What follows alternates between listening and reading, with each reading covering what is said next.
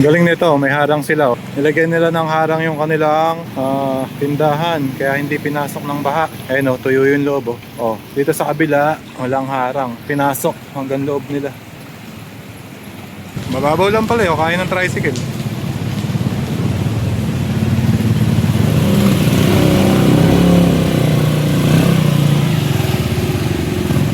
Mataas pala yung tricycle, mga ka-locals.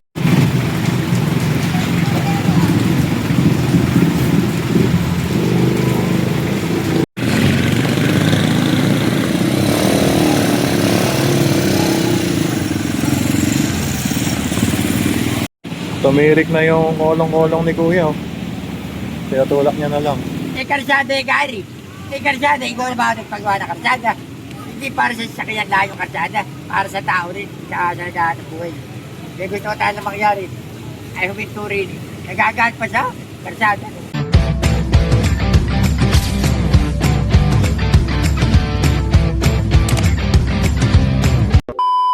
Good day, Bulacan Locals. Welcome back po sa ating YouTube channel. Samahan nyo naman ako ngayong araw at pupunta tayo sa bayan ng Hagonoy bilang pagpapatuloy ng ating baha update dito sa lalawigan ng Bulacan. Samahan nyo ako, mga ka-locals. Tara, let's go! Ayan, mga ka-locals, nandito tayo sa gym ng Paumbong. Iwanan na lang natin yung motor natin dito. Ayun yung kanilang munisipyo. Sakay tayong jeep papunta ng Hagonoy.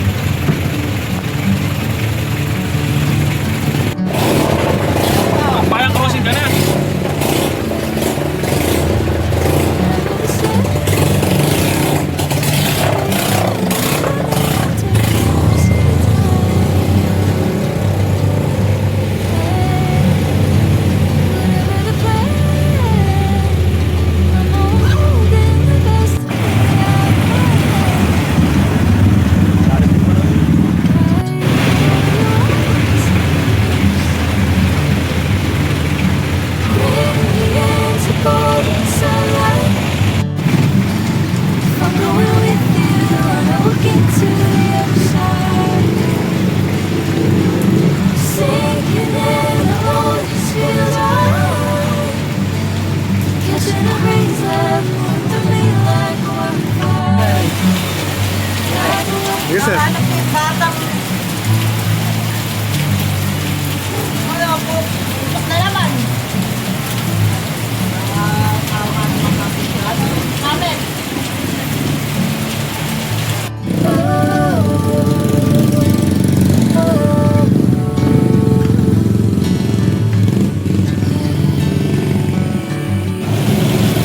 Good day, Bulacan Locals. Nandito na tayo sa bayan ng Hagonoy at lakad tayo, ikot na tayo.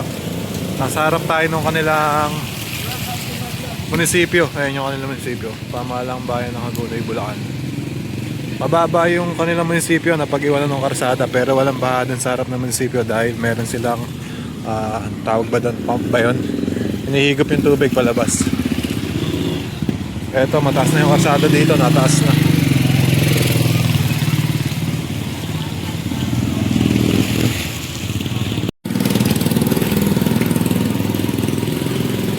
Dambana ng labanan sa Bangkusay. Ito, bagong gawa ito, mga ka-locals. Mataas na yung karsada dito. Ito yung dating Jollibee. Papunta tayo sa may simbahan ni Apo Ana.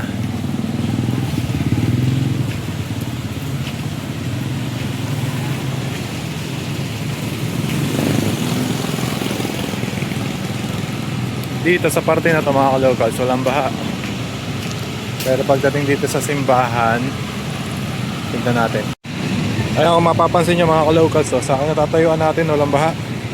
Dahil tinaas na yung karsada, pero pagdating dito sa harap ng simbahan, ayan, hanggang binti yung baha. Lusong tayo.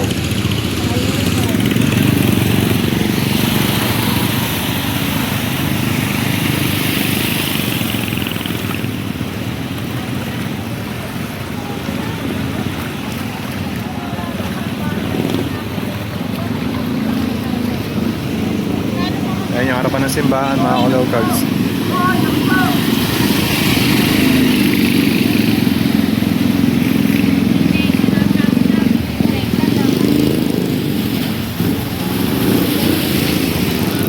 Pasok tayo simbahan.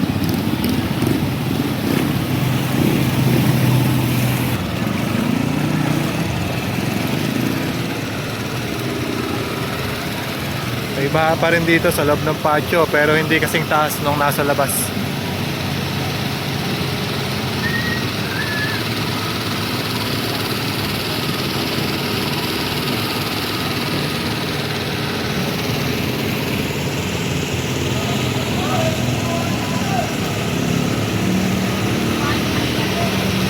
Ayan mga ka-locals, yung patio ng simbahan nila may tubig rin.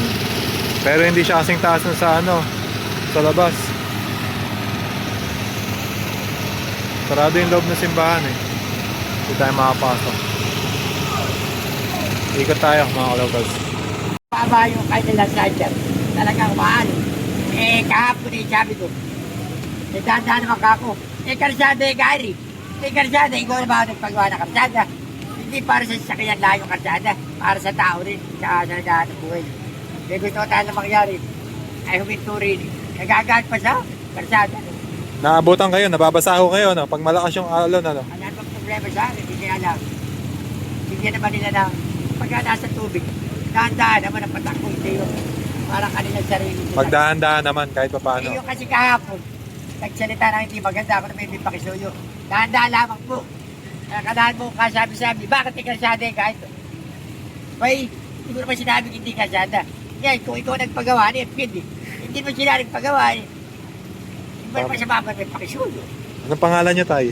Jaime Bartolo. Sir Jaime Bartolo. Lalo akong kilala sa pangalan Boulevard. Sa Boulevard. Ayan. Si Hal, Boulevard. Si Consejal Boulevard, nagtitinda dito sa may harap ng simbahan ng Hagunoy.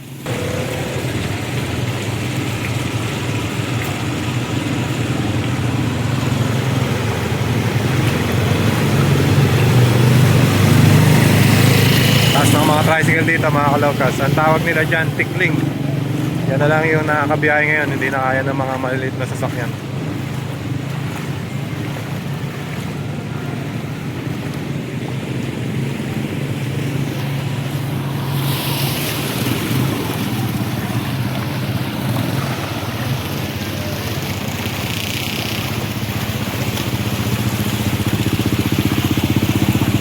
Diyan si Kuya. Titinda siya ng mga RTW ng mga damit. Kamusta ano nyo dito ngayon, Kuya? Palagayan nyo. Naabot kayo ng baha. Araw-araw. Kamusta negosyo? Patay. Mahirap. Mahirap. Madalang yung customer. Madala. Pero bukas pa rin kayo araw-araw. Oo, araw-araw bukas. Baka sakali, no? Oo. Kailangan araw-araw bukas kasi pala yung naglilinis eh. Okay. Kayo rin Oo, kasi pag nawala yung tubig, maputik. Kaya linilinisan. sinasabayan nyo na. Oo. Kung may customer. Boss, thank you, boss. Okay, thank you. Ayun, patuloy yung negosyo ni Kuya kahit may baha. Kailangan nila magbukas kahit madalang yung customer, mga kalogals. Para kumita pa rin kahit papaano. Ayan, lubog yung lahat ng mga tindahan dito. Medyo malalim na dito mga kalocals, maabot na sa tuhod ko.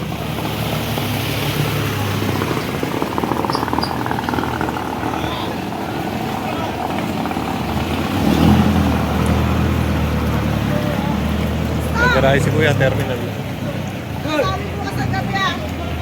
Nakasabi po ka sa gabi. Ikaw sa ayuda.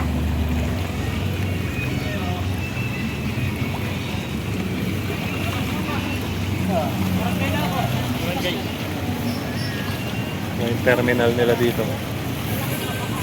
Tumirik na yung kolong-kolong ni Kuya. Oh. Tinatulak niya na lang. Hagonoy Public Market. Ito yung public market nila mga kalabas. Hagonoy.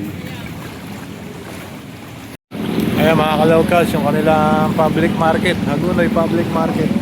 Dito yung tubig, nasa ibaba na ng tuhod ko. Medyo mataas dito. Nasa ilalim na ng tuhod ko yung tubig. Ang height ko ay 5'10", mga kalawkas. Medyo mataas dito. Tao dito, lubak-lubak. Baka mamaya bigla tayo mawala sa camera eh.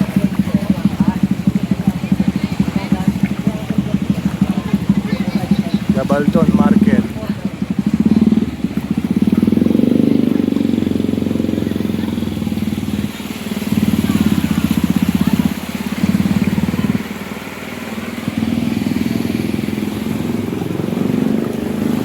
May mga bukas pa rin natin daan. Mga gustong mamalengke. Dito malalim na. Ito yung dating terminal ng Baliwag Transit.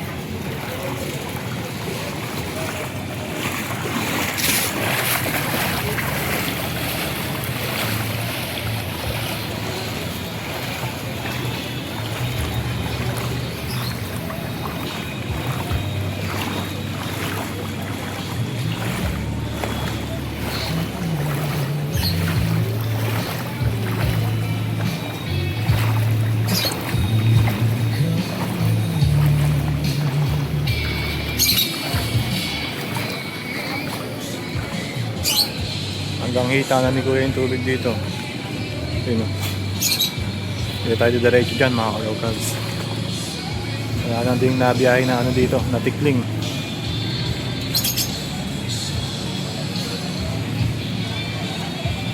Balik na tayo.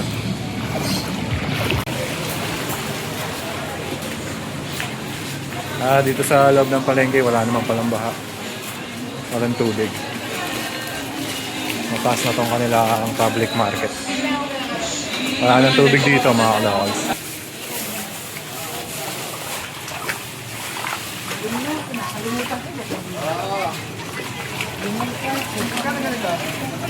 Ampo. Punta tayo dun sa may ponduhan nila. Ponduhang bayan ng Hagonoy.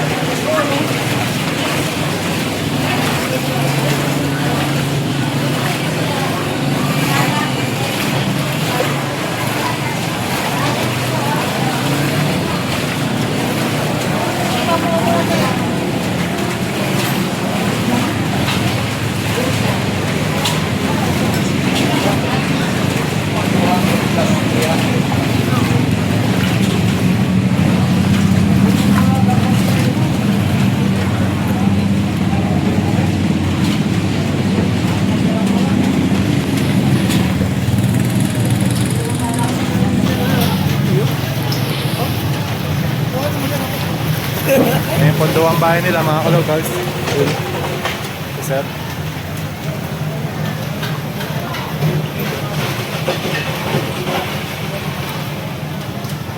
Mula na naman.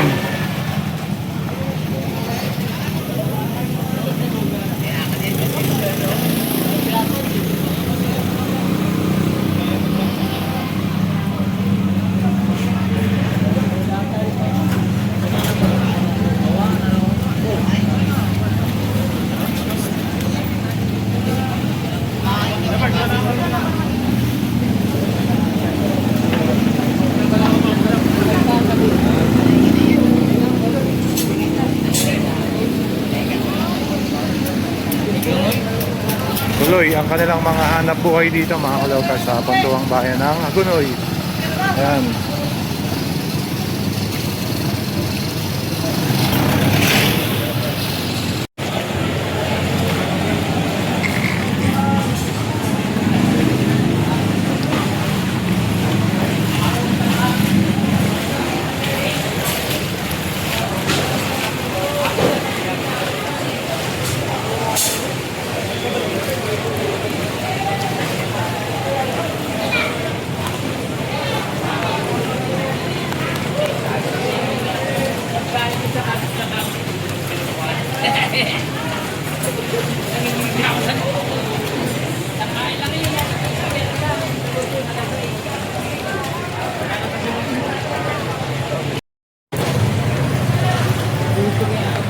Sir, video ko ah.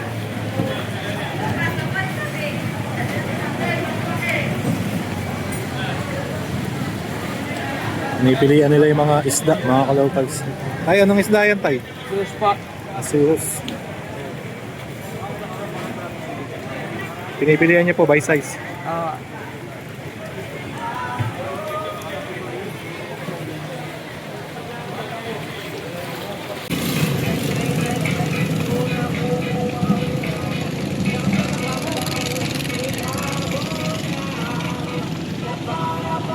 Andito tayo sa ibabaw ng tulay ngayon mga ka-locals.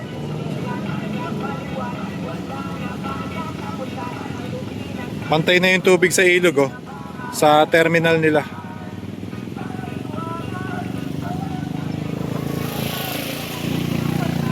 Yung mga nakaparada din dito na sasakyan.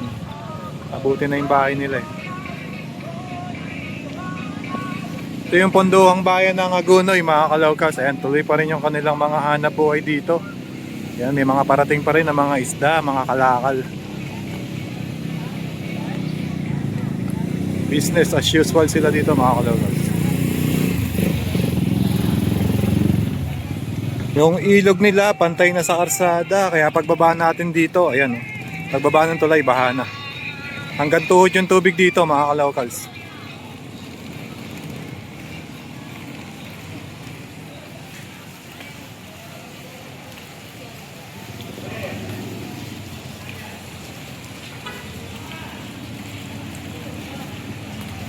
Okay. Ayan, labas na tayo ng palengke mga kalocals. Maambo na naman. Paglabas mo ng palengke hanggang paglabas mo ng palengke hanggang tuhod yung tubig dito. Sa ilalim ng tuhod ko. Old house oh. Punta tayo sa may San Sebastian mga kalocals. Ikot tayo.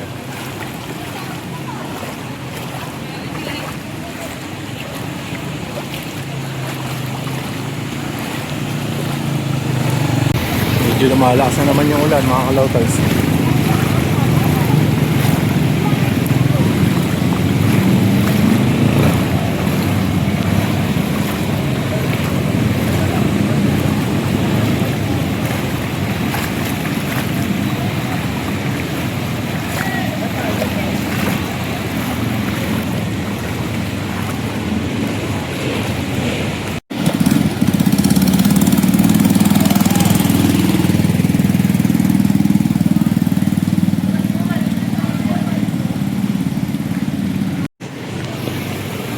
Galing nito, may harang sila oh. Nilagyan nila ng harang yung kanilang tindahan kaya hindi pinasok ng baha. Ayun oh, tuyo yung loob oh. Oh, dito sa kabila walang harang. Pinasok hanggang loob nila.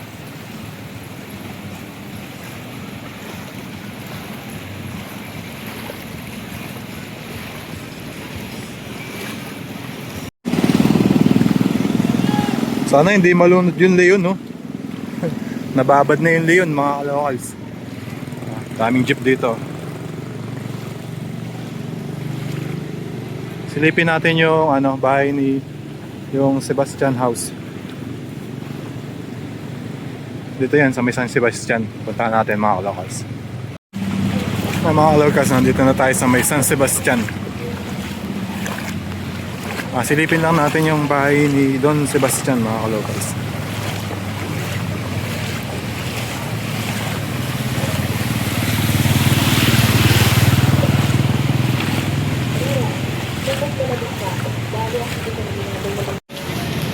Kaya mga kalocals, nandito na tayo sa kanto ng San Sebastian dito sa Hagunoy. Mababaw lang pala, kaya ng tricycle.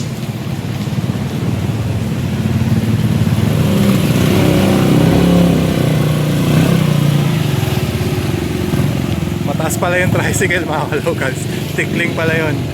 Sabi ni Kuya, hanggang bewang daw dito pag diniretso natin. Pababa na yung daan eh. Pababa na ito, ano kaya yung karsada? O, pababa. Palusong yung karsada, kaya dito hanggang bewang na, mga kalocals. Hindi tayo makakatuloy dyan, mababasa tayo. Mababasa yung ating shorts. Ito yung lumang bahay dito, yun, yung parang White House din. Sayang, nalubog na sa baha. Punta sana tayo dun silipin natin yung bahay ni Don Sebastian. Kaya lang malalim. Dito hanggang ano ni Kuya hanggang tuhod. Pero dito daw mas malalim. Ayan, hanggang dito na siguro tayo mga kalocals. Balik na tayo. Yan yung kalagayan nila dito sa Hagunoy, Bulacan.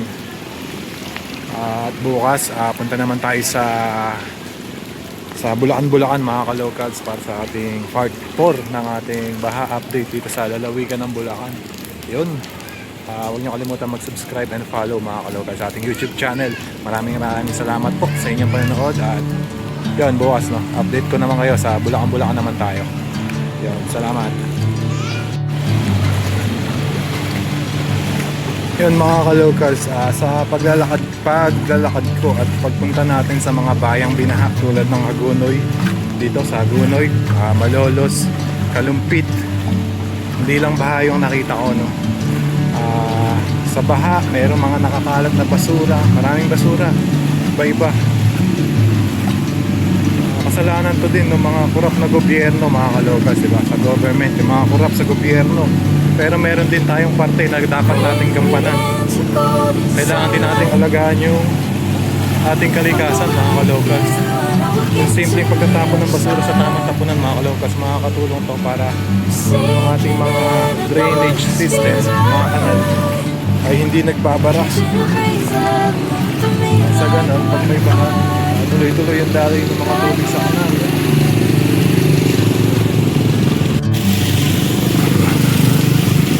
Grabe yung abot na hanggang sa taas ng gate. Inabandona na yung bahay mga kalocals, wala na. Iwanan na.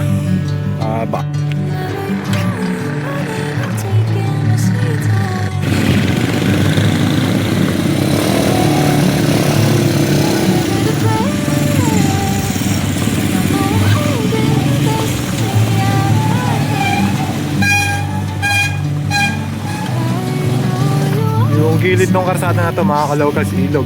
Ayan, nakakita nyo yung agos galing sa ilog papunta dito sa mga kabahayan.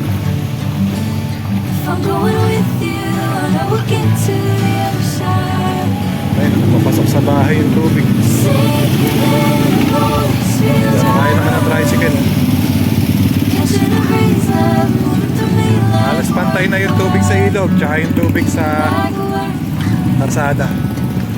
Ayun yung ilog mga kalocals, nakita nyo may bakod.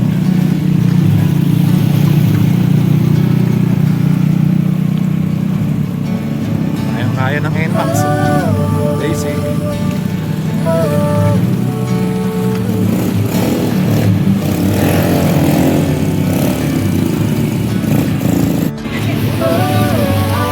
May libreng papi si Kuya, Ba, ano yan? Kape? Uy, lalim pala. Libre ba yan? Ayan si Kuya, pangalan mo Kuya? Rex po, Sir Rex. Ito, Rex, sportswear ba? Apa. Libre yung papi si Kuya, ayan. Thank you. Tay, kape po, tay. Libre lang, kape. Kape muna kayo. Libre lang, kape. Sarap po, mainit. Salamat. Ayan, kay Sir Rex po yan galing. Binigay mo galing. Dahan-dahan kayo tayo, mapalusong yan. Pababa. Okay na po, ito. Braso lang naman. Pilit Bigyan ako na isda doon sa bayan. Ah, talaga po. Yun, galing. Big head. Wala-wala yung lamig. Anong isda po yan? Laki, no? Anong luto gagawin nyo dyan tayo? Anong luto? Iprito nyo na lang. Oh, yun. Masarap yun. Bibili na lang ng balikan.